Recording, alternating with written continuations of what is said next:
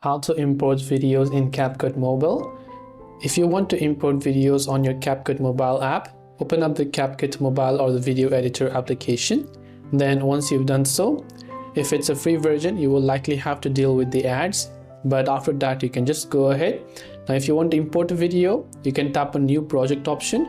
Now you can simply choose the photos and videos that you want to add to your CapCut project. So go ahead and make sure to select those photos and videos, or you can also go to photos over here.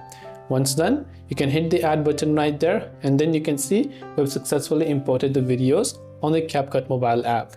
That's all it takes to import videos on CapCut Mobile. I hope the video helped you out. If you have got any further questions, queries or doubts, feel free to also leave them down in the comment section below.